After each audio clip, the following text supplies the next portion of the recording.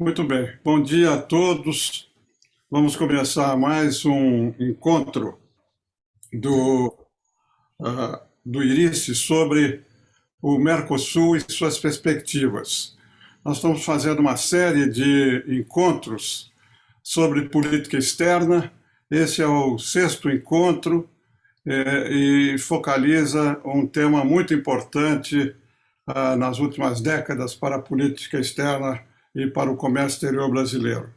Vamos discutir as perspectivas do Mercosul, as divergências que existem dentro do grupo, a agenda interna e a agenda externa, as negociações de acordos comerciais, as dificuldades para a ratificação do acordo da União Europeia com a União Europeia e com o EFTA. Vamos ter em breve a reunião do Conselho do Mercosul presidencial, ver a agenda e talvez também ver se essa primeira conversa do presidente Bolsonaro com o presidente Álvares da Argentina tem alguma significação para melhorar o relacionamento entre os dois países do contexto do Mercosul também. Para discutir todos esses assuntos, nós temos três apresentadores com muita experiência e com muito acompanhamento do Mercosul. O embaixador Michel Aslanian é o responsável pelo acompanhamento do Mercosul no Itamaraty. A Tatiana Prazeres tem muita experiência nessa área de comércio exterior e atualmente dirige o Departamento de Relações Internacionais da Fiesp, e o Pedro Mota Veiga, também com grande experiência na área de comércio exterior, dentro e é diretor do SINDES. Então, nós vamos passar a apresentação de cada um deles e talvez eu começaria com o Michel Aslanian, para ele dar uma visão de conjunto, para a gente atualizar a todos com as informações mais relevantes e depois a Tatiana e o Pedro continuarão. Eu queria agradecer também a presença de todos que estão nos acompanhando e dos nossos apoiadores. Michel, por favor. Bom dia, embaixador. Bom dia, Pedro, Tatiana. Uma satisfação participar desse encontro no âmbito do IRICE. Uma satisfação aceitar o convite do embaixador Rubens Barbosa, que é um incansável defensor do projeto integracionista no Mercosul e tem tido uma participação muito ativa no debate público, para não falar de toda a sua experiência, toda a sua contribuição dentro do Itamaraty e depois na interação da sociedade civil.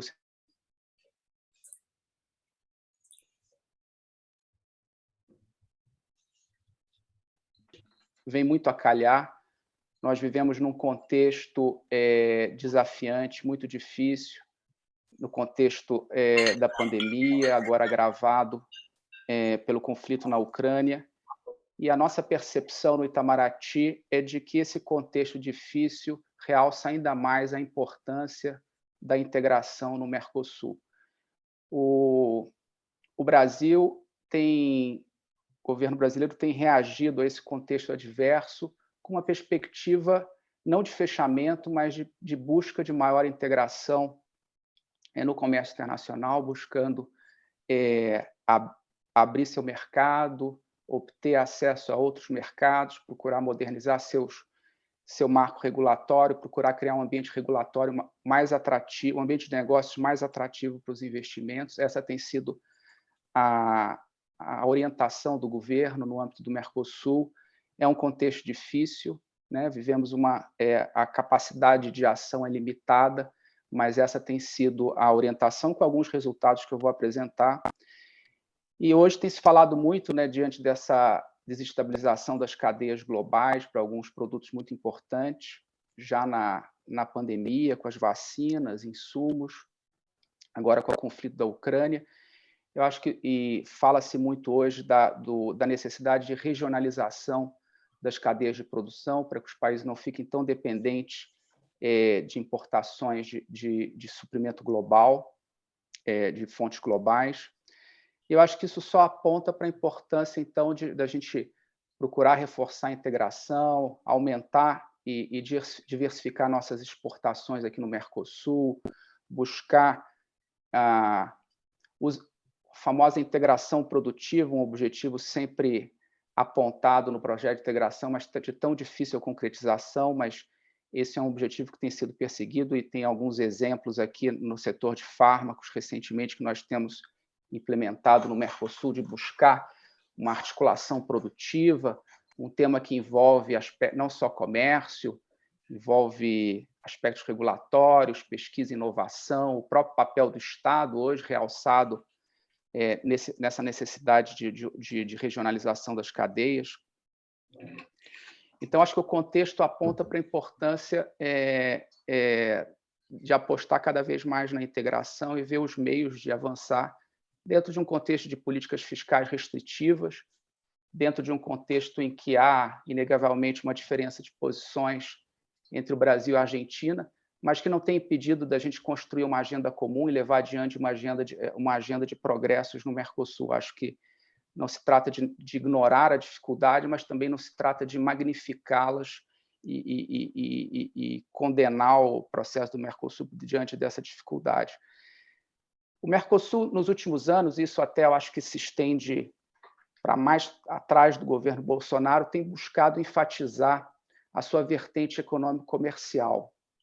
No governo Bolsonaro, esse objetivo ficou muito claro, com um esforço de avançar nas negociações em andamento, né, de acordos de livre comércio, acordos de última geração. Em 2019, concluímos as negociações com a União Europeia e a EFTA. Aqui na região, é importante, quando a gente fala das negociações de acordos de livre comércio, é importante apontar o descompasso que existe entre o que a gente fez na região e o que estava fazendo com o resto do mundo. Em 2019, o comércio com Palestina, Israel e Egito, e estamos trabalhando agora para a assinatura dos acordos que concluímos com a União Europeia e o EFTA. Mas acho que é importante ter presente isso. Então, além do eixo dos acordos comerciais, né, como extrazona, como um elemento importante dessa estratégia de modernização do Mercosul, de fortalecimento da sua dimensão econômico-comercial, temos o processo de revisão da TEC, que, junto com os acordos comerciais, tem sido as ações voltadas para fortalecer a competitividade e a produtividade do bloco, das nossas economias. E, na dimensão interna, temos procurado reforçar o livre comércio dentro do Mercosul, retomando as negociações do Comitê Automotivo, buscando avançar no tema do açúcar e adotando uma série de acordos que vão densificando o marco normativo interno do Mercosul nessa área econômico-comercial, algo que já veio antes do governo Bolsonaro, com os acordos de promoção de investimentos e cooperação de investimentos, o acordo de compras. Tivemos também avanço na agenda digital, acordo de reconhecimento mútuo de assinaturas digitais, buscando avançar na aproximação empresarial, com uma ótica para além do comércio, buscando ver também a possibilidade de integração produtiva.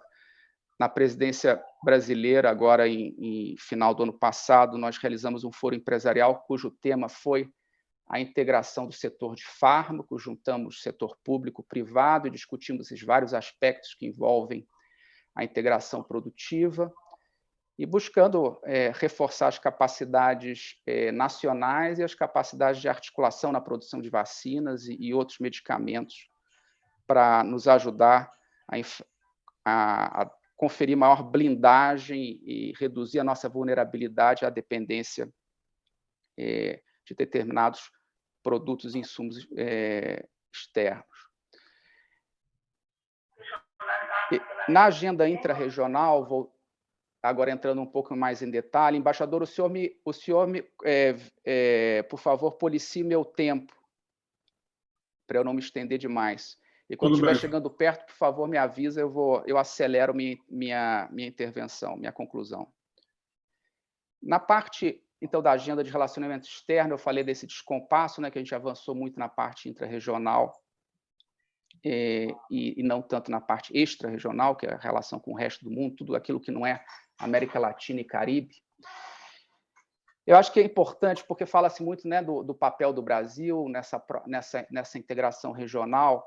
Eu acho que dá um testemunho aqui do que a gente tem enfrentado nessa relação com a região, é que a gente nota que também aqui, dentro da região, há um descompasso entre o apetite negociador do Brasil e uma maior reticência dos nossos sócios aqui na região, um engajamento maior em iniciativas de livre comércio. Não sei se dá para dizer que a maré do livre comércio virou, mas o que a gente sente é uma maior reticência dos nossos parceiros a avançar. Isso tem claramente com a Colômbia. Nós temos procurado a parte do livre comércio tarifário ainda tem algumas pendências residuais, por exemplo, no setor automotivo com a Colômbia. Nós estamos tentando avançar para completar a liberalização do comércio setor automotivo. Tem o tema de compras governamentais, que é um tema que é uma demanda do nosso setor privado, que temos tentado já há algum tempo avançar na negociação de um acordo com a Colômbia. Essas coisas vão andando, mas estão andando de forma lenta. E não é à toa também que a própria Aliança do Pacífico enfrenta hoje uma crise interna, em que você tem, sobretudo, o México e a Colômbia também, mesmo o Peru, não demonstram o mesmo ímpeto liberalizante para fazer avançar a integração no interior da aliança. Eu acho que esse é um elemento de realidade que é preciso levar em conta, que não basta o que o Brasil quer, né? Então, o que nós temos visto que para avançar é preciso uma certa criatividade, talvez limitar um pouco o nosso grau de ambição, ter um enfoque mais limitado. E eu acho que uma coisa que a gente precisa explorar cada vez mais, e com o Chile, que é um país com que a gente tem maior facilidade de negociar e avançar, é explorar cada vez mais a articulação dos setores privados da região. Você não tem um histórico, uma dinâmica consolidada de articulação dos setores privados. Pode ser muito importante, ajuda muito a gente encontrar pautas de interesse comum, ajudar a resolver determinadas pendências. Eu costumo comentar muito na questão do México, que a articulação com o setor privado, que é muito difícil, às vezes os mexicanos se recusam até a manter contato com suas contrapartes brasileiras,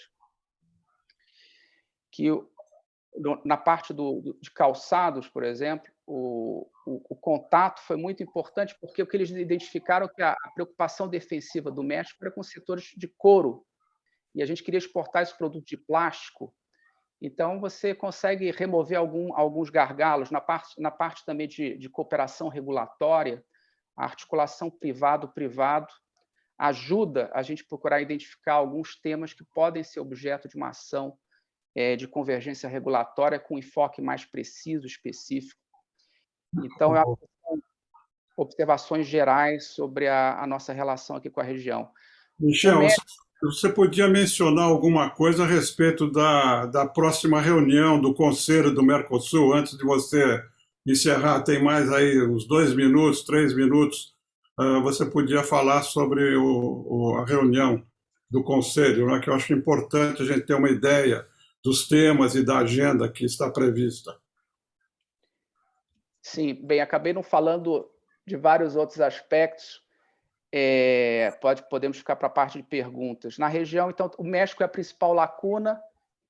Estamos avançando bilateralmente. Nós apresentamos uma proposta de termos de referência já faz algum tempo. O México parece sinalizar com um objetivo de voltar à mesa de negociação para a gente ampliar e aprofundar o ACS 53, já que é tudo aquilo que não envolve o automotivo, porque nós já temos um contexto de livre comércio. Bem, embaixador, na agenda extra-regional, e eu falo já com perspectivas da próxima cúpula, apesar de todo o nosso esforço, empenho, a pandemia, de fato, gerou uma dificuldade para a gente avançar nessas negociações, e a nossa expectativa é de que, durante a cúpula, possa ser anunciada a conclusão das negociações com Singapura, que vai ser o primeiro acordo do Mercosul com um parceiro do Sudeste Asiático, um hub importante de logística, investimentos.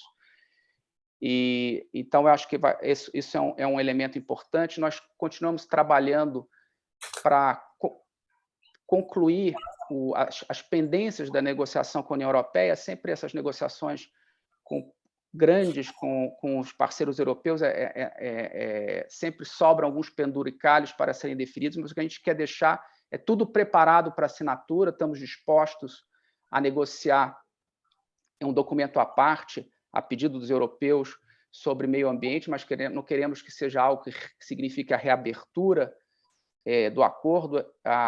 Queremos que seja algo recíproco, porque se o Brasil tem dever de casa, os europeus também têm, para fazer nessa parte ambiental, e que não tenha sanções, que é um mecanismo que não tem nos acordos europeus e não consta também do menu dos acordos multilaterais, mas estamos abertos. Então, para a próxima presidência, acho que a perspectiva de iniciar as negociações com o Mercosul e Indonésia. Na presidência brasileira, nós concluímos o diálogo regulatório, as negociações foram lançadas, devemos ter uma primeira reunião com eles. O processo de revisão da TEC teve um avanço importante, que há pouco tempo, agora à margem da Cúpula das Américas, Brasil e Uruguai chegaram a um entendimento, um pacote de entendimentos envolvendo acordos bilaterais em erva mate, zonas francas, uma indicação da aceitação do Uruguai em negociar a TEC, porque até há pouco tempo ele estava condicionando o seu engajamento na negociação de revisão da TEC a uma manifestação mais clara do Brasil sobre o tema das flexibilidades. Mas conseguimos remover esse impasse dentro do nosso espírito construtivo de virar a página nessa relação. Então, não temos mais essa dificuldade junto ao Uruguai. O Brasil está defendendo uma redução de 20% no Mercosul e vamos discutir com os sócios nas próximas semanas, até a cúpula, que vai ser no dia 21 de julho. Esperamos poder chegar a um entendimento. Esse processo de revisão da TEC também passou por uma acomodação diante dos constrangimentos da realidade. Nós vimos com uma proposta mais ambiciosa, mas o contexto negativo na região, no Brasil, no mundo, dificultou. A própria mudança de governo na Argentina. Bom, Michel, vamos terminar com você. E concluindo, devemos avançar também, e para terminar, devemos concluir a rodada de serviços, a 8ª rodada de liberalização do comércio e serviços.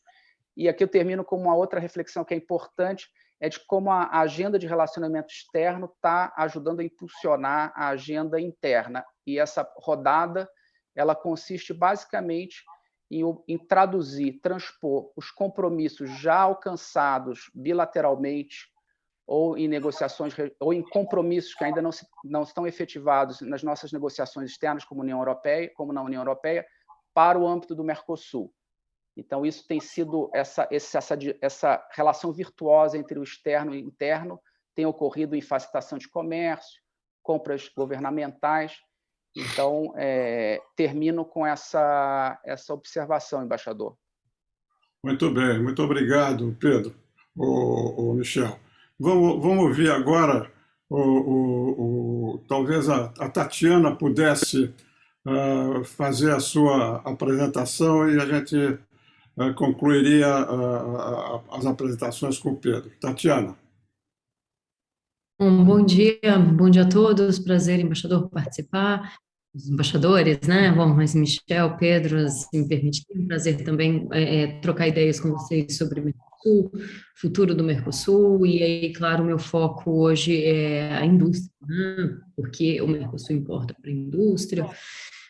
Mas eu havia entendido que o Pedro falaria antes. Pedro, você prefere falar primeiro? É? Vou inverter a ordem aqui que a gente tinha combinado. E eu começo, enfim, são só alguns slides, eu prometo que realmente são poucos, mas eu queria compartilhar aqui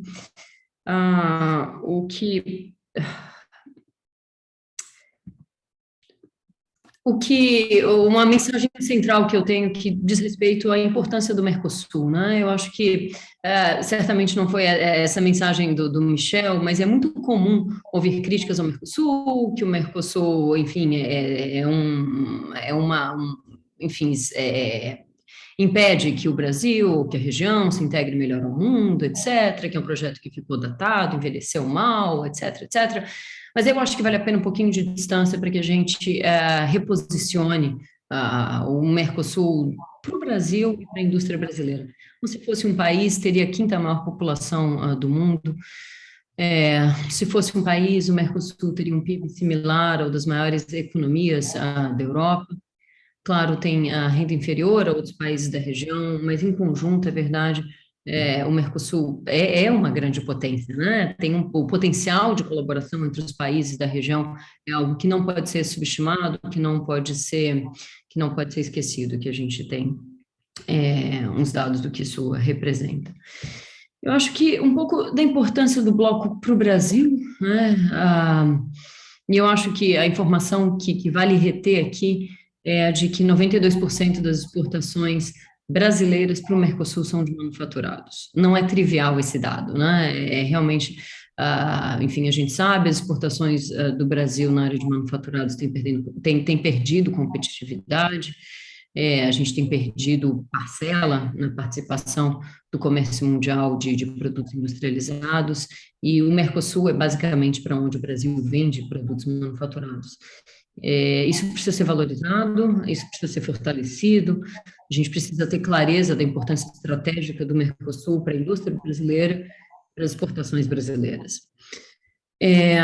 Aqui a gente abre um pouquinho sobre setores, eu acho que está pequenininho, mas a gente vê, por exemplo, baterias acumuladores com 77%, bebidas 66%, artigos esportivos 60%, etc.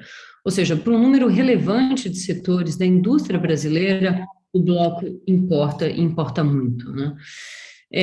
Enfim, talvez isso não seja novidade para vocês, e a verdade, o que eu estou falando é o encontro do que o Michel falou sobre a importância do Mercosul, mas, na verdade, como eu mencionei, é muito frequente são muito frequentes as críticas ao Mercosul, então eu achei que seria interessante começar colocando esses números para que a gente tenha essa perspectiva também, tenha uma visão mais completa, mais nuançada sobre a importância do bloco, porque eu acho que isso, enfim, tem a ver com as discussões sobre o futuro do Mercosul, o que o Brasil quer com o Mercosul, como o Brasil vê o Mercosul como, enfim, parte da sua estratégia de integração à economia mundial. Agora, dito isso, o Brasil tem perdido participação nas importações dos demais países do bloco, a China ganha espaço, isso não é uma exclusividade do Mercosul, a China ganha espaço nas importações de praticamente todos os países do mundo, e não é diferente na região, não é diferente no Mercosul. Bom, o Brasil perde importância relativa nas importações dos membros do Mercosul. Isso tem a ver com vários fatores, tem a ver com enfim, a perda de competitividade da indústria brasileira. É necessária uma agenda de competitividade para a indústria, mas é importante também uma agenda de competitividade para o comércio exterior brasileiro, e em várias frentes. A gente conhece, está nesse circuito há bastante tempo, esse menu que passa por financiamento, tributação, facilitação de comércio, acesso a mercados, negociações comerciais, o Michel falou disso, questionamento de barreiras existentes que se proliferam, né? Enfim, dificultando a inserção dos produtos brasileiros no mercado internacional, uma agenda de competitividade da indústria, uma agenda de competitividade do comércio exterior, mas uma agenda também de integração regional, uma agenda que valorize a região, valorize o Mercosul, que some vários aspectos que foram mencionados anteriormente, né? Mas incluindo a integração física da região, o Michel mencionou, talvez o apetite da região e, francamente, do mundo por acordos que envolvam redução de tarifas, né, não é o mesmo do passado. A gente vê os americanos que sempre lideraram uma discussão sobre acordos comerciais baseados em redução de tarifas, hoje tirando o pé do acelerador, falando em tudo menos tarifas, né? Ou seja, qual é a visão do Brasil sobre isso, do Mercosul sobre isso, e talvez seja uma oportunidade, é um passo para que o Brasil e o Mercosul avancem em agendas que envolvam, como foi mencionado, convergência regulatória, acordos de reconhecimento mútuo, facilitação de comércio, barreiras não tarifárias, né, ou seja, uma concertação do Mercosul em temas como, por exemplo, comércio e clima, né, que cresce. Então, se por um lado há menos apetite por acordos que envolvam redução de tarifa, certamente há espaço para a cooperação e mesmo acordos comerciais em temas não tarifários que, honestamente, crescem importância em termos econômicos, né? Não é porque acordos não envolvem tarifas que não são relevantes em termos econômicos. Eu Enfim, eu acho que são essas mensagens, na verdade, que eu gostaria de deixar nesse momento, basicamente para ressaltar a importância do Mercosul, ou seja, as críticas que se fazem ao Mercosul, e muitas delas legítimas, há um desafio a respeito de qual o futuro do Mercosul, como lidar com a dificuldade de conciliar posições dentro do bloco, como lidar com divergências políticas, como lidar com o fato de que os países têm ciclos econômicos diferentes, como lidar com a Ásia, né? Ou seja, qual é a visão do Brasil para a Ásia, com o objetivo de aumentar a inserção da economia brasileira no mundo, sem prejudicar a integração do bloco, enfim, tensionar ainda mais os setores que já estão integrados dentro da região. E como garantir o básico, né, o livre comércio dentro do bloco? Nós, na Fiesp, já temos recebido notícias de que alguns setores se ressentem de restrições ao acesso ao mercado argentino, ou seja, a gente vai do básico, do beabá, a qual é a visão de futuro para o Mercosul. Mas a mensagem que fica aqui enfim, o Mercosul, a integração regional, a vizinhança é algo que tem importância estratégica para a indústria brasileira, para a economia brasileira, e, francamente, para além da economia, interesses políticos enfim, estratégicos, né, que tem a ver com a nossa própria circunstância, com a nossa própria vizinhança. Uma última mensagem de diálogo, de cooperação com o setor privado, né? As negociações internacionais de que o Brasil participa são, evidentemente, fundamentais para o setor privado, né? Para a economia real. Então, uma mensagem de valorização dessa conexão estreita, né? Desses mecanismos de consultas públicas, estudos de viabilidade, em conjunto com o setor privado, é algo que é realmente muito, muito importante. Eu fico por aqui e enfim, vou gostar de continuar conversando com vocês nas perguntas e respostas. Obrigada. Então, obrigado, Tatiana, por acentuar a importância do Mercosul para a indústria brasileira, né? Você ressaltou os números, são muito importantes. Agora, para talvez ter uma outra visão do Mercosul, vamos ouvir o Pedro Montavega. Pedro, por favor. Obrigado, embaixador. Eu agradeço as apresentações interessantes aí que o Michel e que a Tatiana fizeram. Eu tenho uma visão diferente, sem dúvida nenhuma disso. Assim, eu acho que se vocês forem buscar no Google os artigos de autores brasileiros sobre Mercosul, na década de 90, e talvez até meados até 2005, não tem ninguém que tenha escrito tanto sobre Mercosul no Brasil quanto eu. E eu escrevi sempre como um entusiasta do projeto, como alguém que investia no aprofundamento, investia intelectualmente, né, que eu quero dizer, no aprofundamento do projeto, propostas que, inclusive, apresentava em outros países gostavam muito das minhas propostas, porque as minhas propostas eram mais ou menos diferentes das propostas do Itamaraty, que eram geralmente evidentemente, tinham que ser mais preocupados com a visão brasileira. Eu tentava trabalhar com a ideia de uma visão comunitária, mas eu devo dizer que acho que as coisas mudaram muito assim, de lá para cá, né? Mudaram muito, eu mesmo mudei também, né, na minha visão em relação ao Mercosul, né? Eu acho que o Mercosul estagnou. Aí, acho que o Mercosul talvez tenha se dado uma missão que os países que fazem parte do Mercosul, especificamente Brasil e Argentina, não tinham condições de cumprir, né? Eu acho que, de alguma maneira, essas dificuldades se cristalizam na TEC e na administração da TEC, né?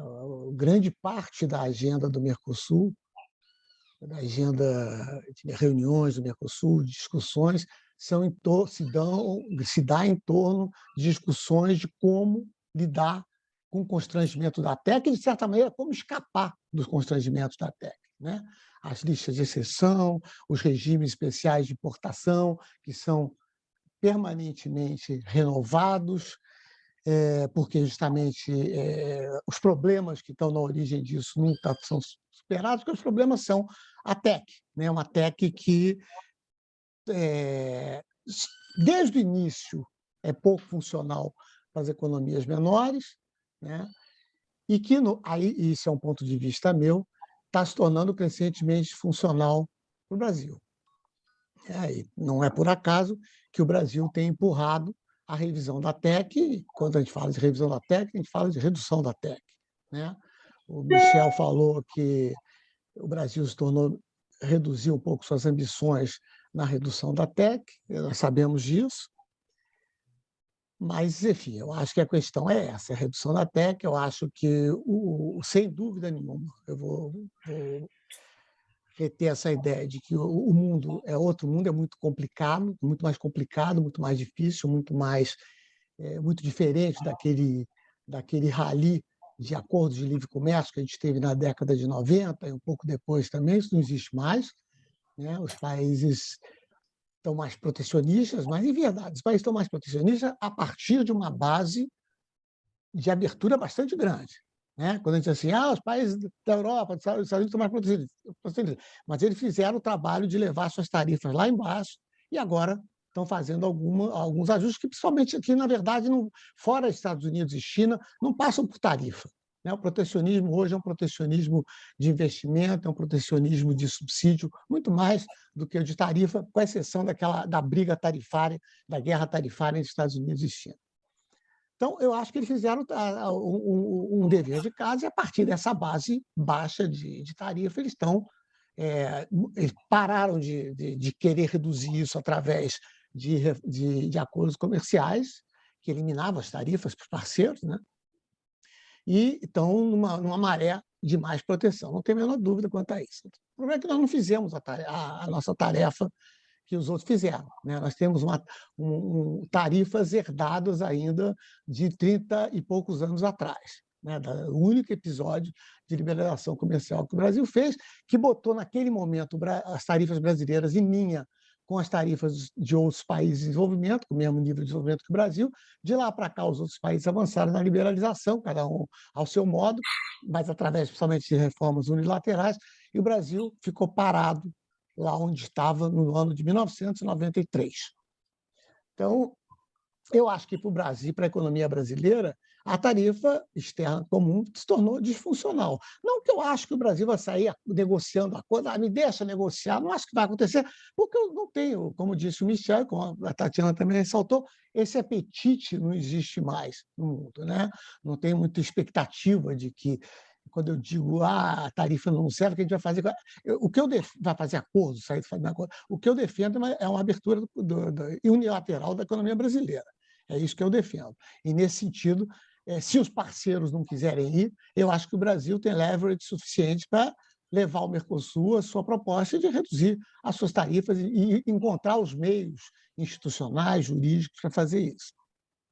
Eu acho que eu tenho um ponto que eu acho que o mundo piorou, mas, sem dúvida nenhuma, eu acho que um país que tem o perfil do Brasil, que tem potencial para atrair alguns investimentos, o Michel falou disso no começo da sua apresentação, eu acho que abrir a economia é a melhor solução.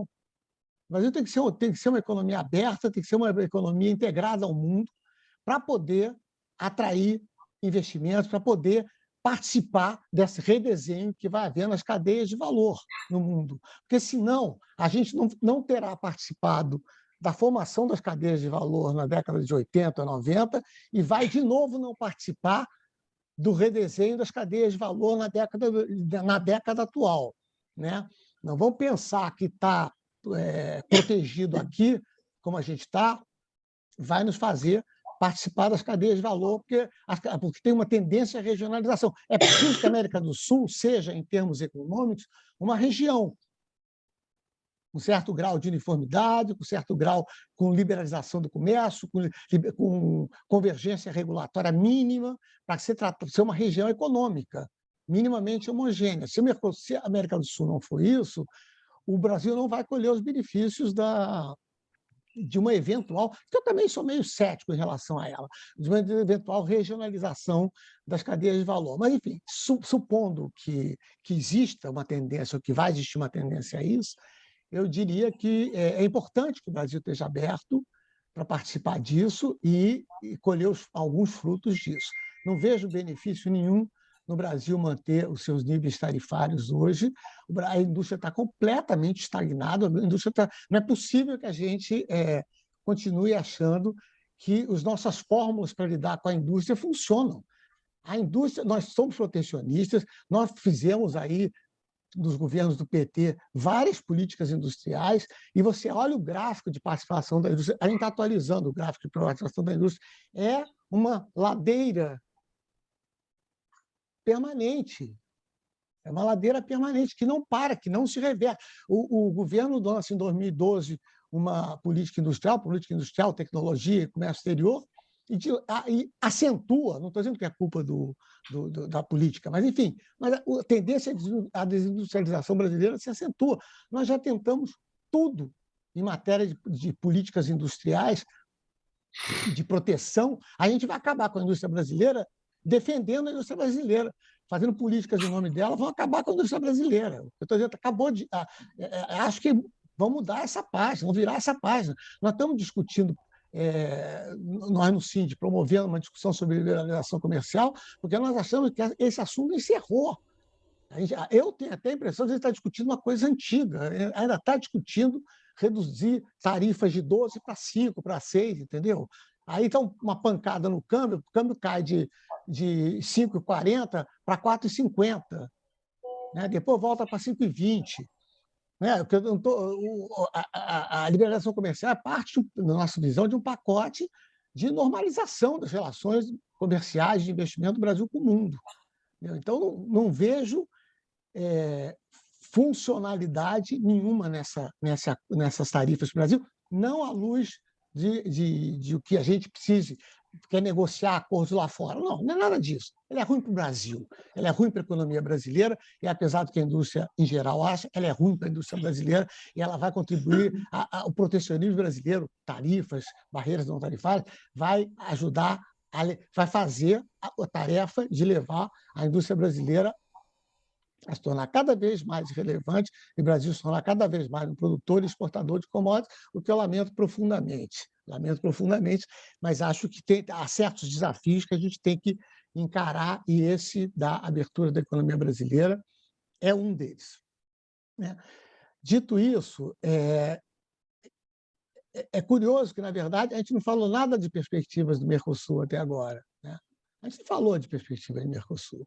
Eu não vejo muita perspectiva do Mercosul, não. Mas, eu posso falar de perspectivas a partir da sua exposição. Ah, bom, ótimo, então. Mas deixa eu só concluir e você fala. Não, só para dar o... Eu digo assim, a gente não tem...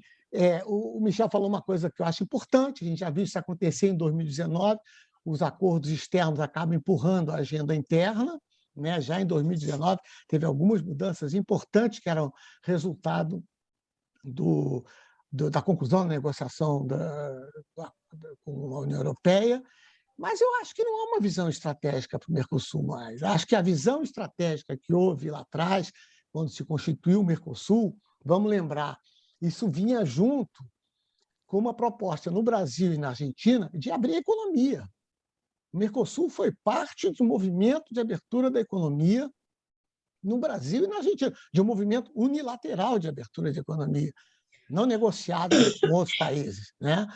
O Brasil abriu a economia, começou a abrir a economia em 90, fez ali um cronograma até 93, 94, e o Mercosul, para o Brasil, era parte disso, para a Argentina também. A Argentina também é exatamente a mesma coisa. Então, isso me parece uma precondição básica para aquilo funcionar. Era uma visão estratégica que havia, o Brasil abria a sua economia e o Mercosul era parte dessa abertura. De lá para cá, os países passaram por todo tipo de crise. No Brasil não houve uma reversão da abertura significativa, pelo menos em termos comerciais, não houve, se manteve aquilo mais ou menos que tinha se herdado de 93, 94. Na Argentina é muito mais discutível, já não sei mais há quantas anos a política comercial argentina ela é manejada não em função de visão estratégica, é manejada em função do nível de reservas da Argentina e das crises macroeconômicas da Argentina, que são as crises da Argentina. Eu não quero ironizar para os nossos argentinos, não, porque a gente está ficando parecido com eles, mas as crises da Argentina me parecem assim, as variantes da Covid. Tem sempre uma coisa diferente, mas é sempre a mesma coisa. Assim, é sempre ela, é o Covid de novo, mas numa variante diferente. As crises argentinas me parecem isso. Eu já não sei mais qual é a variante de crise econômica que está passando pela Argentina agora, mas certamente tem uma e não é pequeno, não. Né? A onda não é pequena, não. Então, quer dizer, não acho que a gente está onde está por causa da Argentina também. Então, não caio nesse tipo de esparrela, que eu conheço bem o protecionismo brasileiro para botar a culpa nos argentinos. Mas acho que é uma coisa assim, pode continuar o Mercosul, deve continuar, claro que deve continuar o Mercosul. Né? Acho que se disseram assim, vamos continuar o Mercosul reduzindo as tarifas a tarifa externa comum aí nos 50%. Bom, o meu assunto Mercosul acaba, de certa maneira. Eu não tenho muito mais assunto. Eu digo, perfeito, é isso que precisamos do Mercosul. O resto, eu acho que é isso que o Michel vai falando. Faz lá um acordo com Singapura, ótimo. Faz a 8ª rodada de liberalização de serviços, que é para trazer o que se concedeu fora do Mercosul para dentro do Mercosul. Também é fundamental, senão você tem uma preferência negativa do Mercosul. Foi isso, basicamente, que se fez em 2019, quando se concluiu a negociação com a União Europeia, em vários temas.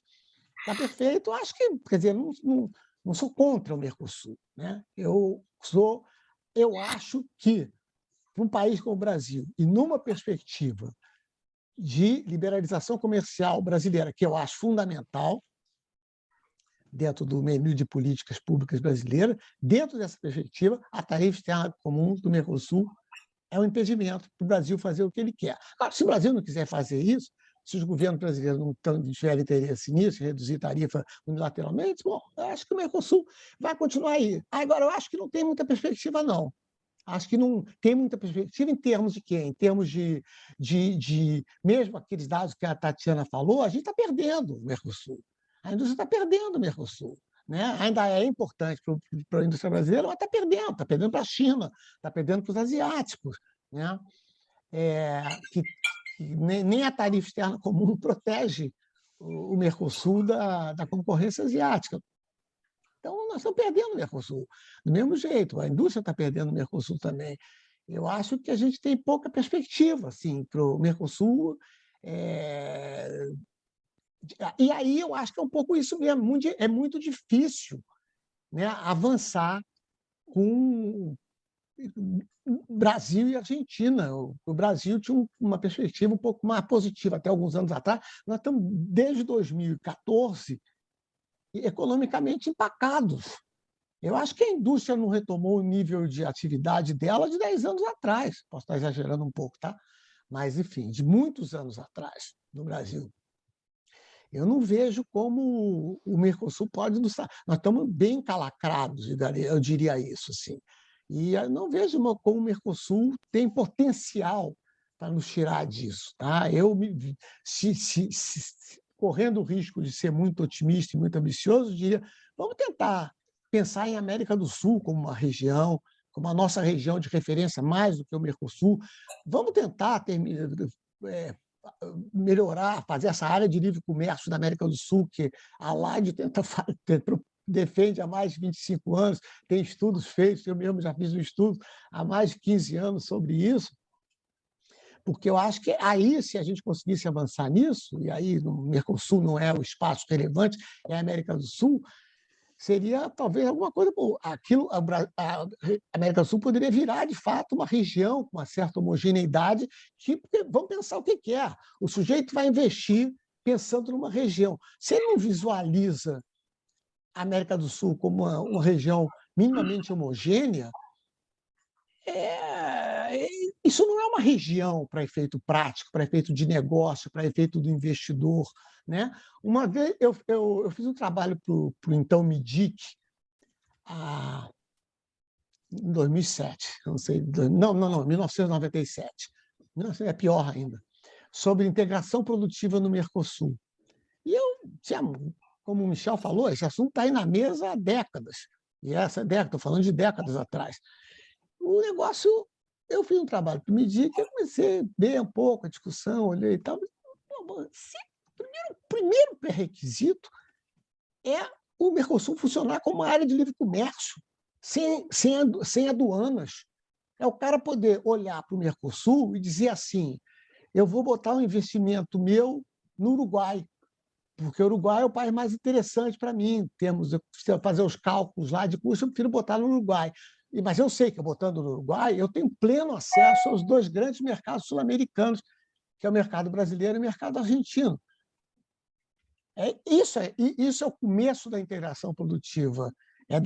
Aí eu vou botar uma fábrica no Uruguai e vou botar uma fábrica para fazer o produto que eu começo no Uruguai, na Argentina ou no Brasil. Agora, eu preciso ter certeza que os produtos saem do Uruguai e fluem para o Brasil e para a Argentina sem barreiras, sem aduana, sem restrições, porque aí a tarifa que entrou, que eu importei coisa no Uruguai, diferente da tarifa no Brasil, porque está nas exceções da PEC, ou está no BIT do Uruguai, na lista de BIT. Para começar a falar de integração produtiva, isso tem que ser uma área em que a integração produtiva seja uma opção para os investidores, para quem produz. Porque senão não vai ter, como não teve, não é à toa. Esse assunto era um assunto queridinho do PT, porque era um assunto que o pessoal do PT adorava, de integração produtiva, tal. Não, vai olhar como é que acontece, teve alguma integração produtiva na Europa, por onde passou. Passou porque é um mercado comum, um mercado que os produtos podem fluir, podem passar pelas fronteiras. Os bens são produzidos na Eslovênia, mas vão ser acabados na Hungria, né? E depois faz não sei o que na Alemanha, porque senão não tem integração produtiva. E nós continuamos falando da mesma coisa. O Mercosul é um bom assunto para falar do passado. Do futuro, eu tenho sérias dúvidas, embora não tenha nada contra o Mercosul. Eu acho que o Mercosul deu uma contribuição para a nossa liberalização comercial lá atrás, e acho que o Mercosul tem uma dimensão política na sua criação, que qualquer pessoa que passou pela ditadura e defendeu a democracia sob a ditadura tem todo motivo para se orgulhar desse projeto que foi o Mercosul. Eu quero que o Mercosul continue sendo importante para o Brasil e para a Argentina, como ele foi mais há 30 anos atrás. Se ele não pode ser, então vamos tirar as consequências disso, vamos adaptar o Mercosul à nova realidade do Brasil, da Argentina, do Uruguai, do Paraguai e do mundo. É isso que eu acho. Bom, obrigado. Obrigado, Pedro. Antes de passar a palavra para a Tatiana, eu queria fazer alguns breves comentários sobre o que vocês disseram. Depois, a Tatiana e o Michel dariam a sua visão. Me parece que a situação do Mercosul, nesses últimos 10, 15 anos, refletiu um pouco a situação difícil porque passou a Argentina, porque está passando o Brasil também, é um reflexo das dificuldades internas que os países estão vivendo. Então, realmente houve uma estagnação, e eu estou defendendo já há algum tempo que os países, os 4 países, deveriam fazer uma reflexão, um sinceramento, né, como dizem os nossos irmãos, sobre o que vem pela frente. Quer dizer, agora, o mundo mudou muito, o mundo se transformou, a globalização se expandiu, agora está com algum retrocesso, e o regionalismo ganhou força. Isso é um fato. Todas as regiões hoje estão se desenvolvendo. E aqui na nossa região, sobretudo na América do Sul, por ausência de uma ação estratégica do Brasil, nós não temos uma agenda. Eu concordo com o Pedro sobre isso. Quer dizer, essa área de livre comércio, que na prática já está formada, ninguém discute, as empresas não estão acompanhando, ninguém sabe como aproveitar, porque, em grande parte, os acordos bilaterais liberalizaram o comércio da região. Eu, inclusive, me pergunto como é que vai ficar o Mercosul se essa área de livre comércio na região efetivamente for aproveitada. Um outro ponto que o Pedro mencionou e que a Tatiana mencionou também, e que a gente não pode ignorar, por causa dessa crise, eu acho que é a desindustrialização do Brasil. Por causa disso, se a gente for seguir o que o Pedro defende há tanto tempo, né, essa liberalização da economia, sem o correspondente de reformas internas que reduzam o custo do Brasil, como é que vai ficar a indústria? Se já está na situação que está, se você eliminar a tarifa para a indústria, as indústrias estrangeiras que estão aqui vão fechar, vão sair do país, vai aumentar o desemprego e vão se mudar para outros países. Vocês viram o que aconteceu com a soja, com a indústria da soja. Por causa da perda da competitividade aqui no Brasil, por causa do juro, por causa enfim, de todo o custo do Brasil, todas elas fecharam e se mudaram para a Argentina. Quer dizer, então, eu acho que quando a gente defende essa questão da abertura, da liberalização, a gente tem que defender também, fortemente, as reformas estruturais que nós estamos querendo, como a reforma tributária, sobretudo a reforma tributária, que é um dos aspectos principais defendido pela indústria. E nós temos que, eu acho que baseada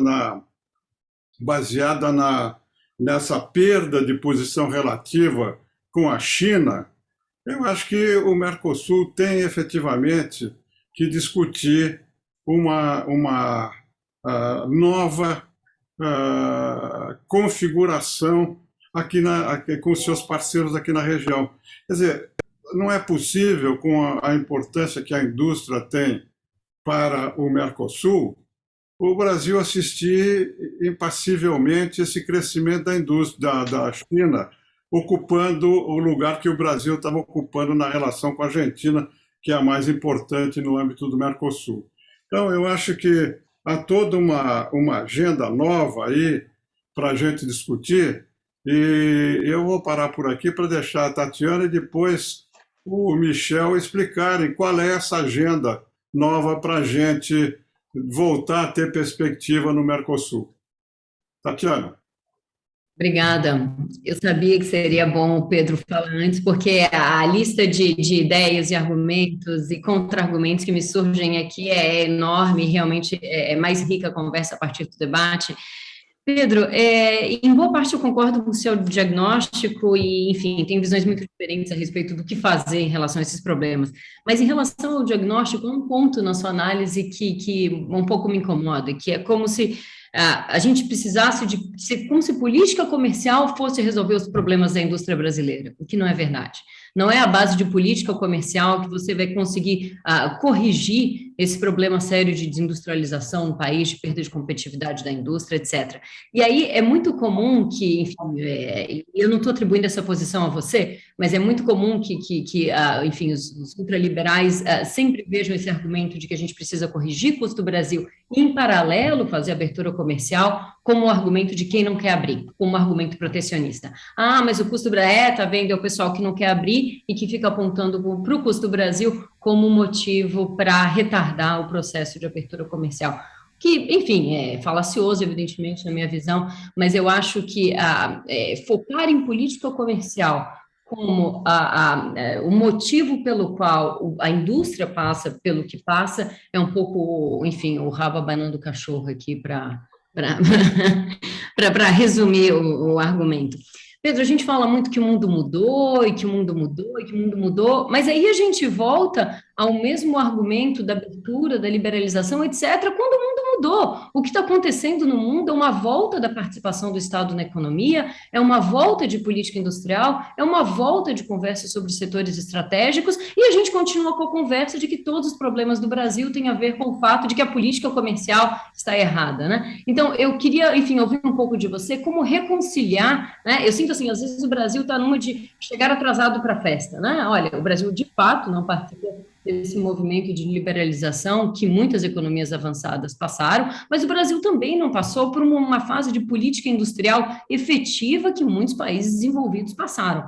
Agora que Estados Unidos, União Europeia, etc., estão efetivamente investindo numa agenda de participação ativa do Estado na economia, de intervenção do Estado na economia, a gente chega, ops, agora a gente precisa, né, essa agenda liberal que nunca aconteceu, de fato, é uma reforma, são reformas que nunca aconteceram no Brasil, mas eu queria um pouco ouvir, conciliar essas grandes mudanças na ordem internacional, desglobalização, agenda de segurança internacional dominando uma pauta comercial, uma agenda de, enfim, política industrial, setores prioritários, setores estratégicos, etc., resiliência de cadeias de valor.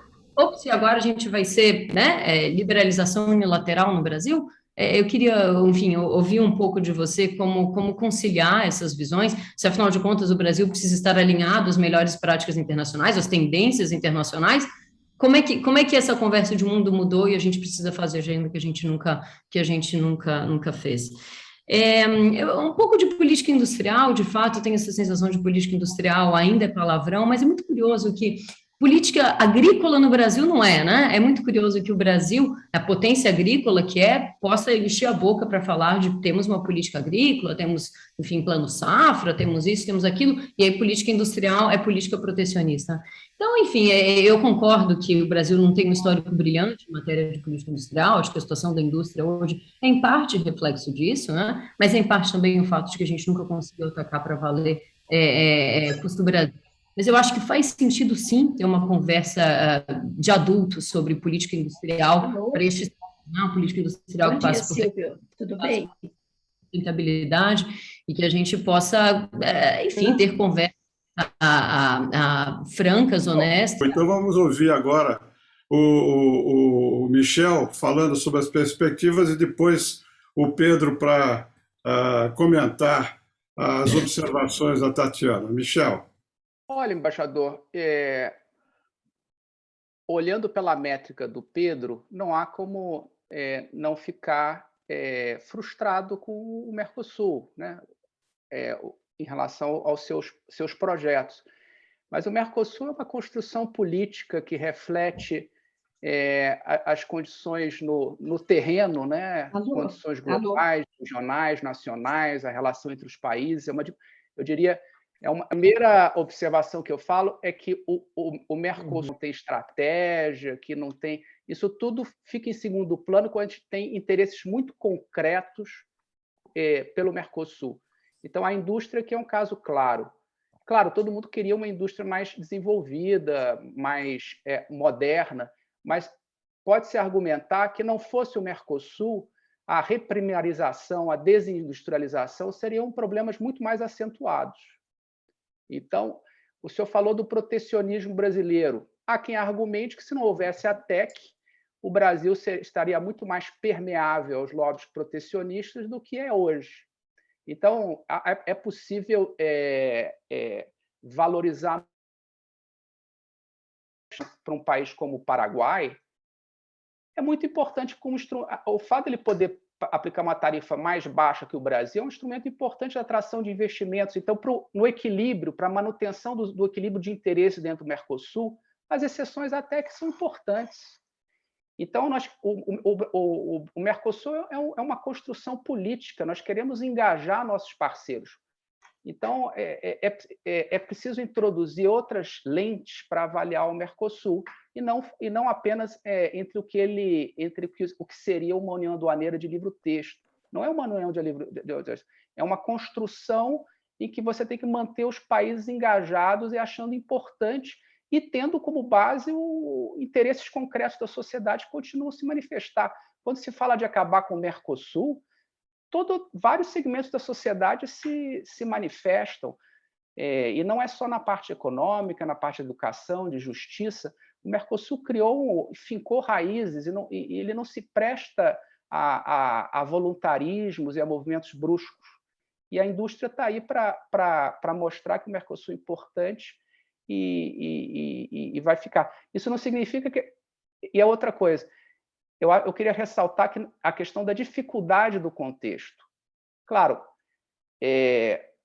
uma coisa é o que a gente quer, os espaços para ação. Eu acho que o fato da gente não conseguir fazer grandes lances, fazer grandes movimentos nos últimos tempos, não significa que você não tenha uma visão estratégica, não significa que o Mercosul não tenha perspectiva.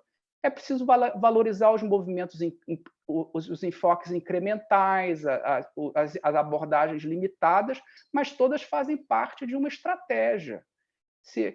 Por exemplo, nós agora estamos discutindo no Mercosul, procurando avançar no tema da agricultura sustentável, de procurar realçar mais as credenciais de sustentabilidade da nossa agropecuária para o mundo, para um pouco contrarrestar esse processo de vilificação da nossa agricultura, e também como parte também de um esforço de reagir a determinadas iniciativas que surgem aí no horizonte de protecionismo ambiental. É um vetor, é parte de uma estratégia. O tema da infraestrutura, que no Mercosul nunca teve um tratamento mais estruturado, nós estamos procurando com enfoque parcial, com temas específicos, por exemplo,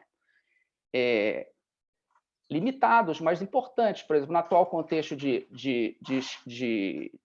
da escassez do acesso aos fertilizantes, estamos procurando identificar soluções logísticas dentro do Mercosul para facilitar o acesso ao fertilizante produzido na região.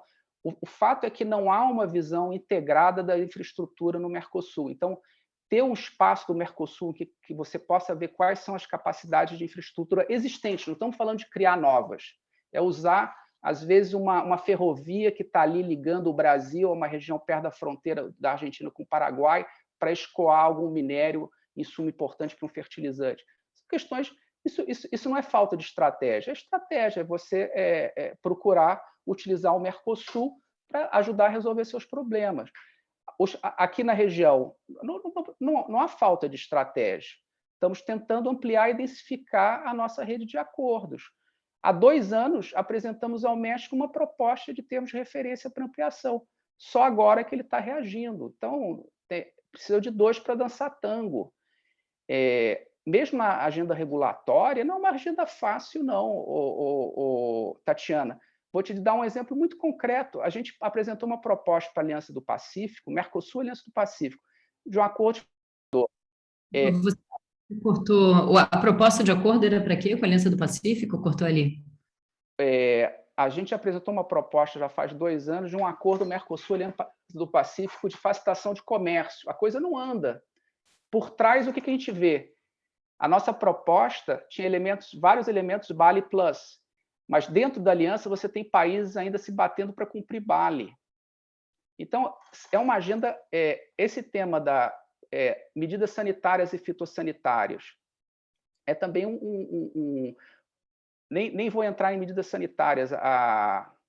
Acho que já não quero me estender, eu fico aí.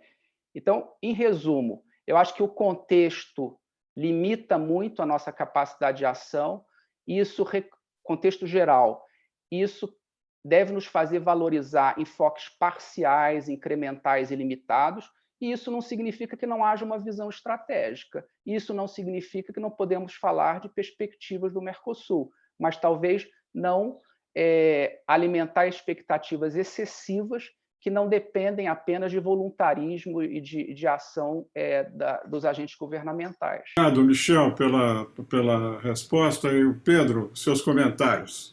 Tá, deixa eu começar comentando uma reação a isso que o Michel disse. Eu acho que eu sei as dificuldades, posso imaginar as dificuldades, não acho que está fácil. Agora, você falou da Colômbia, agora a Colômbia tem um segundo turno de eleição presidencial no domingo. Ou vai ser um cara de esquerda, que provavelmente não vai ser muito simpático à liberalização nem nada, nem fazer concessões comerciais, ou vai ser um outro sujeito que é uma incógnita e, enfim, não tem a menor ideia do que vai ser, não parece que não tem nada muito coerente, não. Então, eu imagino as dificuldades que vocês enfrentam, isso não impede que eu não estou envolvido na administração dessas coisas, eu me valho desse benefício. Eu trabalho pensando sobre essas coisas, analisando essas coisas, olho a coisa mais de longe e acho que é uma perspectiva que é importante também, sempre foi a minha.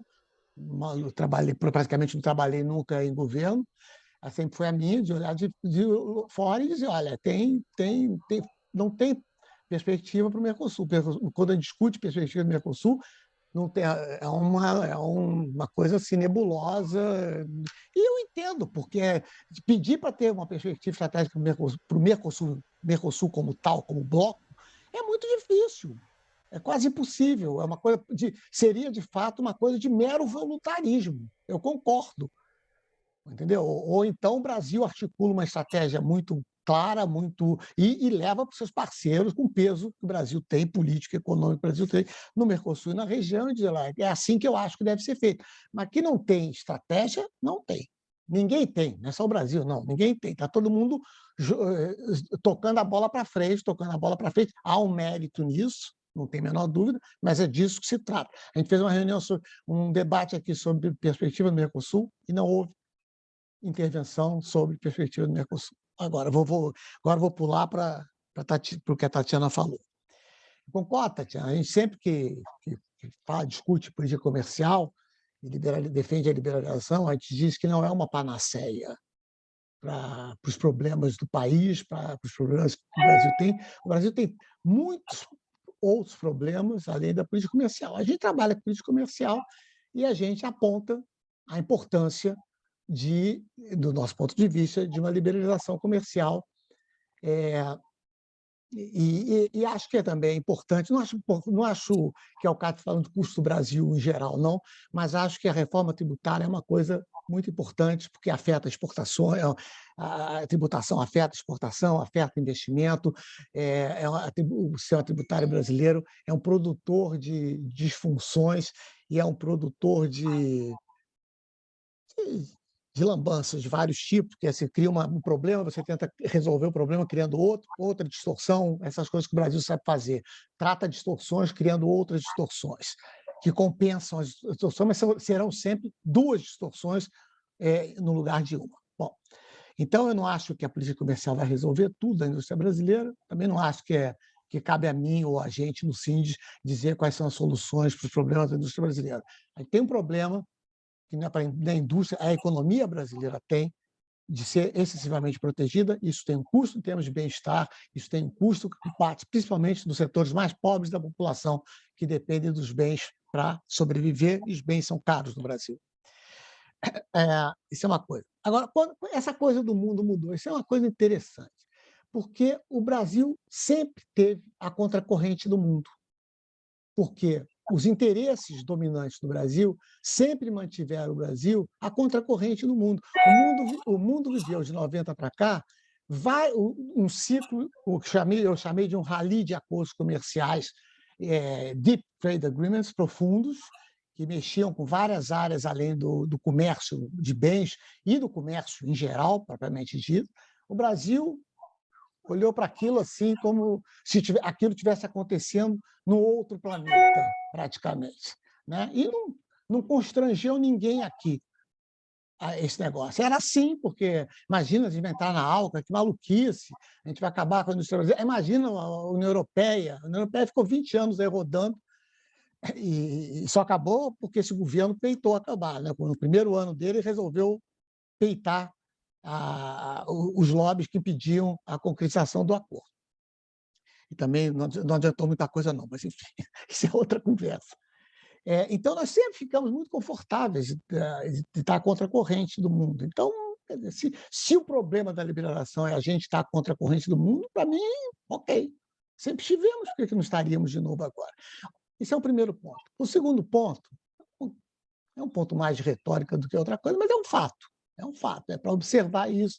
Nós sempre tivemos a contracorrente e tudo bem.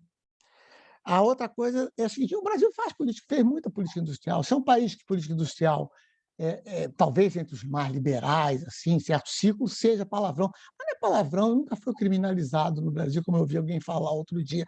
O Brasil fez política industrial fez política industrial ativa até final da década de 80. Só que na década de 80 a situação macroeconômica era tão lamentável. O governo Sarney teve 9 políticas industriais. O governo Sarney, entre 86 e 90, né, que era uma tentativa de arrumar coisa para fazer. Mas, enfim, os casos mais bem-sucedidos são lá atrás da substituição de importação. Tivemos primeiro PND, segundo PND, aquilo era política industrial. Né? Tivemos o plano de metas, aquilo com Juscelino, aquilo era política industrial. A gente sempre teve política industrial. O governo do Lula teve política industrial. O governo do Lula tem uma política industrial implícita, que não se assumiu como tal. Mas se aquilo não é política industrial, os centenas de bilhões de reais foram despejados do BNDES para dar subsídio às empresas com taxa de juro real negativa. Taxa de juro real negativa. As empresas pegavam dinheiro no BNDES, a inflação -5, -4. Era assim. Né? Isso foi mantido durante o governo Dilma, foram centenas de bilhões de reais. Aquilo é política industrial, são os campeões nacionais, mas além dos campeões nacionais, que é conhecido também é política industrial, você teve essa política industrial através do BNDES, e a gente acompanhou no SINDI muito de perto, a gente lia Diário Oficial em 2010, 2011, 2012, e ficava com o cabelo em pé de ver, não porque seja purismo nosso, não, é porque é dinheiro do Tesouro sendo despejado como escrito lá, subsídio para as taxas de juros do BNDES. O BNDES emprestava a isso que eu disse, a inflação menos X, né, durante alguns anos. E teve o PITS, o famoso PITS do governo Dilma, que é a política industrial, tecnológica e de comércio exterior também. Então, política industrial, tivemos muitas à vontade, feita por gente competente. Na época da ditadura, o ministro Reis Veloso, que é extremamente competente, feito no governo do PT por defensores desde sempre de política industrial, Luciano Coutinho e as pessoas da equipe do Luciano Coutinho. Não vou discutir competência, eles são pessoas sérias, competentes, fizeram lá no BNDES tudo que achavam, tiveram a faca e o queijo na mão e fizeram a política industrial que quiseram. Então, eu acho que podemos discutir política industrial, e é saudável que se discuta política industrial, mas vamos discutir política industrial a partir do pressuposto que o que a gente fez até agora, desde o final da substituição de importação, foi um desastre. E sabe por que foi um desastre, que eu acho, Tatiana? Porque tentou manter a visão de substituição de importação. Entendeu? Tentou manter essa visão, que é uma visão que a gente cai muito facilmente no Brasil, quando diz que o mundo mudou, que agora a tendência de regionalização, então vamos aí, está na hora da gente fazer alguma substituição de importação. Está na hora, está chegando isso de novo, já tem aí o negócio dos semicondutores, essa maluquice que volta a cada 4 anos no Brasil, de ter produção de semicondutores, esquecendo quais são as condições para ter uma fábrica de semicondutor. Enfim, doutor embaixador Rubens, os dois são embaixadores, embaixador Rubens, um comentário sobre regionalização. A ver o que é a regionalização. Os estudos mais recentes sobre o negócio de regionalização falam de uma certa regionalização na Europa, que tem a ver também com a expansão da Europa antes dessa crise para o leste, né? E eu acho que vai haver alguma regionalização, sim, não tem a menor dúvida. Acho que vai haver alguma coisa de onshoring também, de volta para país da matriz, digamos assim, né? Não tem dúvida que alguma coisa desse tipo vai haver. Mas isso aí, como pessoa que analisa, que acompanha, eu diria, vamos ver. o que é isso exatamente, antes de dizer, isso vai acontecer no mundo, não sei. E segundo, quer dizer, temos condição de nos... Foi por aí que eu falei, se tiver, vamos supor, você otimista, vai ter, temos condições de nos beneficiar disso, por que nós temos tanto mercado que nós temos, nós ficamos ao largo do fenômeno das cadeias de valor, né?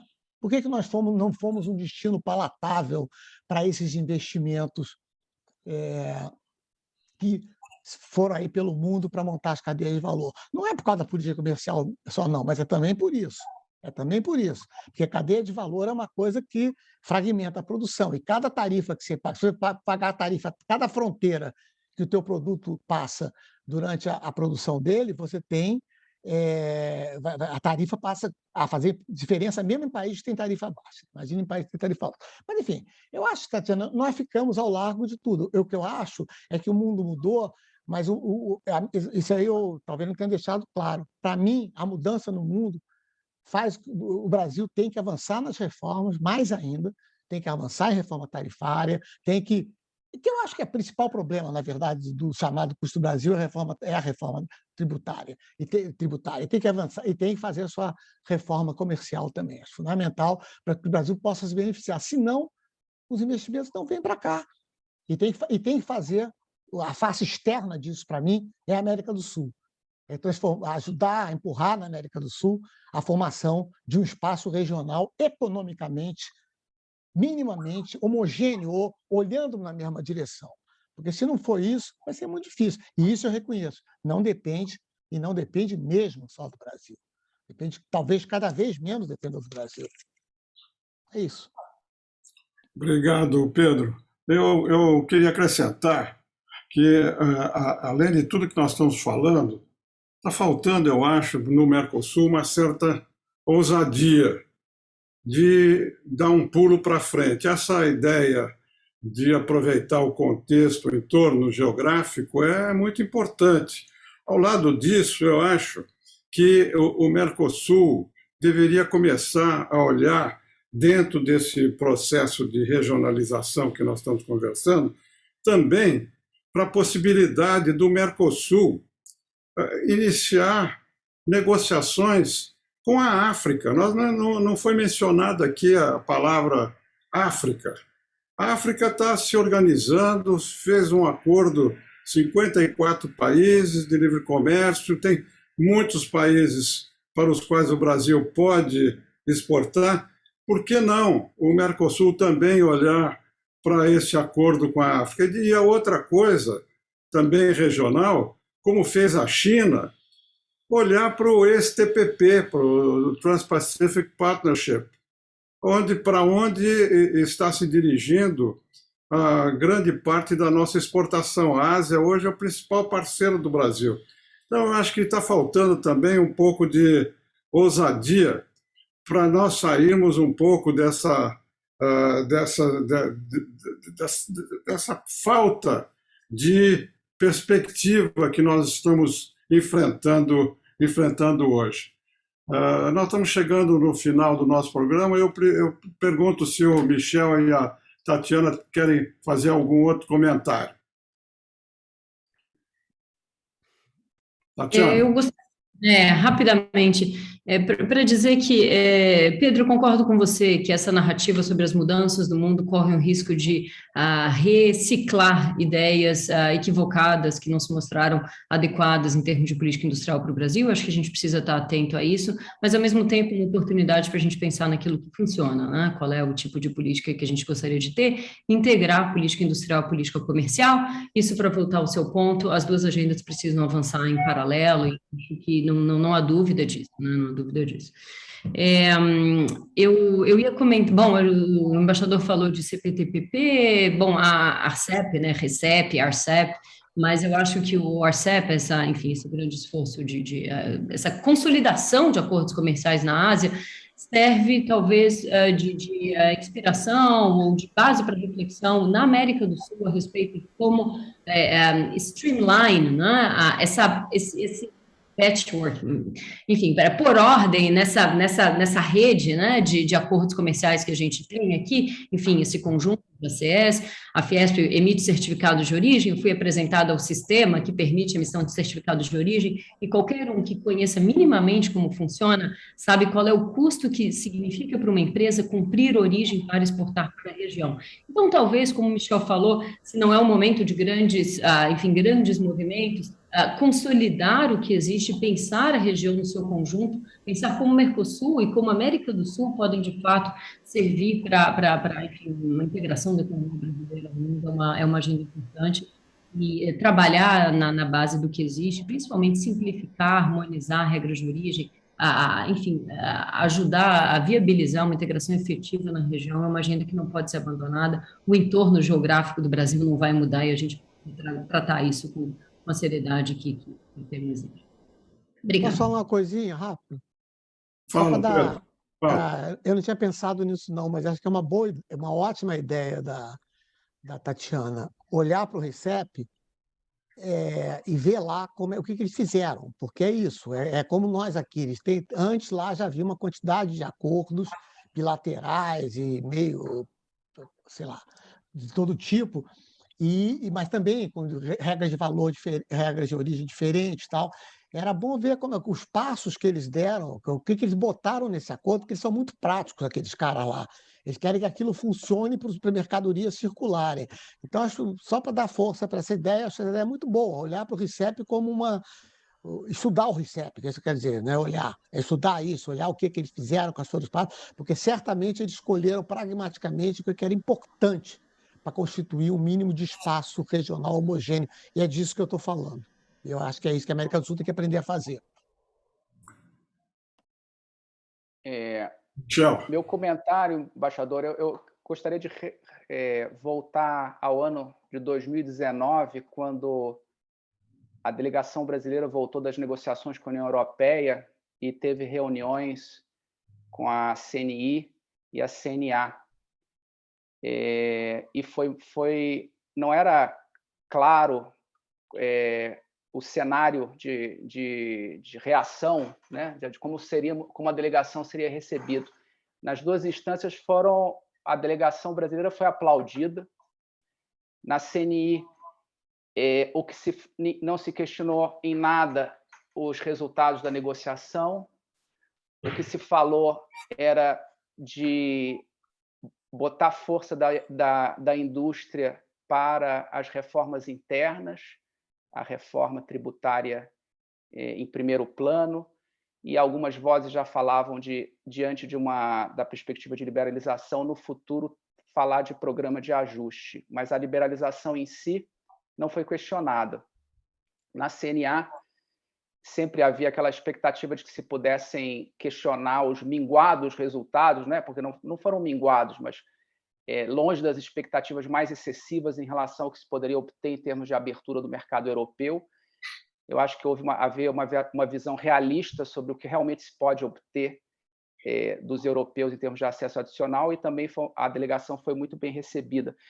Eu acho que naquele momento, Pedro, você vislumbrava ali o que poderia ter sido um cenário diferente, mas que depois, em função da pandemia, a reversão do ciclo econômico e as dificuldades, não pôde ter sequência. Mas aquilo você tinha uma perspectiva de retomada econômica, você voltava para o primeiro acordo do Mercosul com um grande parceiro desenvolvido que poderia realmente significar um impacto de abertura importante para o Brasil, e você tinha as perspectivas dessa reforma tributária ainda de uma forma muito concreta. Eu acho que ali você tinha uma conjugação de forças que você permitiria transitar para essa fase que a gente poderia ser virtuosa. Eu acho que é muito difícil você falar de grandes movimentos num atual cenário de dificuldades globais, regionais, domésticas, né? Então, por isso que, mais uma vez, eu acho que não significa que você não tenha visão estratégica, não significa que o governo não esteja perseguindo, mas você tem que se adaptar às circunstâncias. E é claro que, no contexto atual, as forças mais protecionistas e defensivas se mobilizaram, né? Diante desse contexto, você pode dizer que é excessivo, que talvez você pudesse acomodar uma abertura maior, mas eu acho que não dá para dissociar o que hoje a gente enfrenta com uma limitação sobre as capacidades de atuação dos agentes públicos e mesmo dos organismos regionais em termos de delivery. Eu acho que essa nota, eu acho que esse contraponto com o 2019 é importante, porque ali você sentia, né?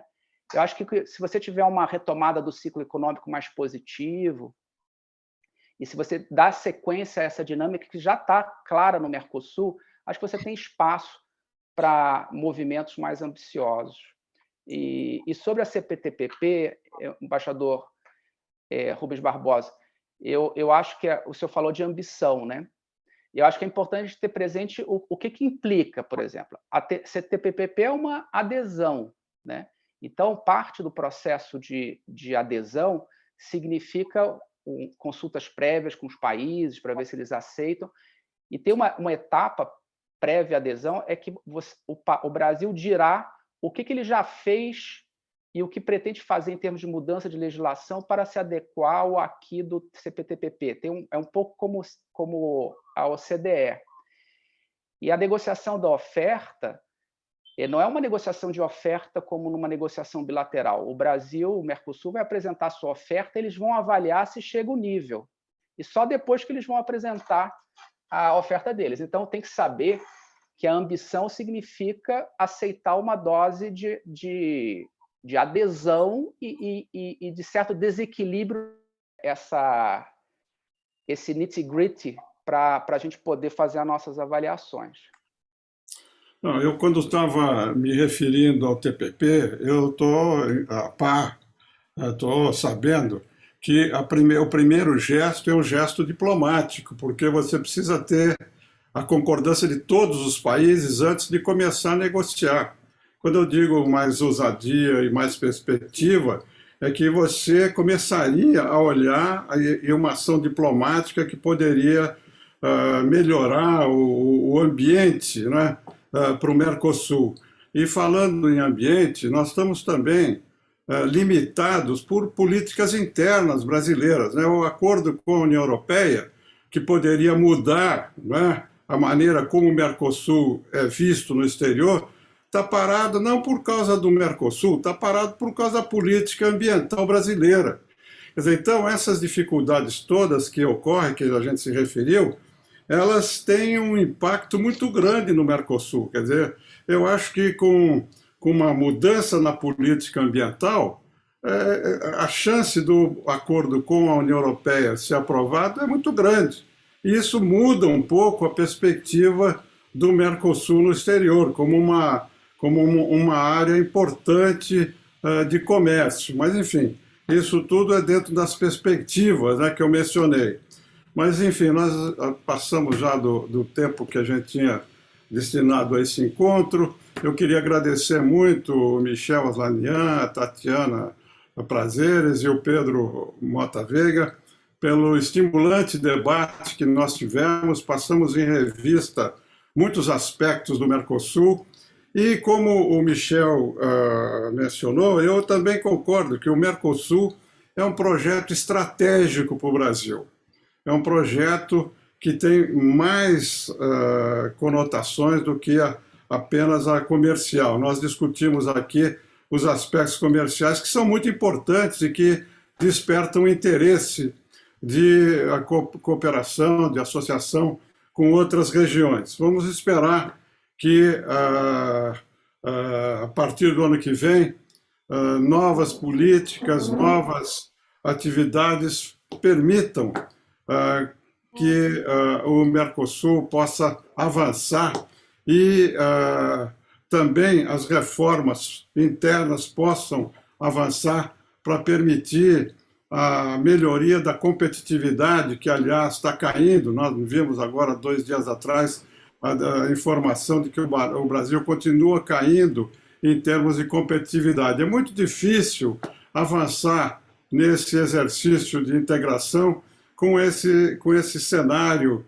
argentino de crise econômica, com cenário interno aqui no Brasil, com perda de competitividade, com políticas que são vistas com grande restrição no exterior. Mas vamos esperar que o ambiente geral aqui no Brasil melhore para que a gente possa aproveitar as oportunidades que existem. Nós vimos aqui muitas as dificuldades, as vulnerabilidades do Brasil e não examinamos muito as oportunidades que poderiam ser aproveitadas dentro de um outro enfoque de política econômica, de política comercial brasileira. Muito obrigado a todos que nos acompanharam. Desculpe por certos inconvenientes aí técnicos que ocorreram durante a nossa gravação e convido a todos para os novos programas que o IRICE está desenvolvendo no segundo semestre. Muito obrigado a todos.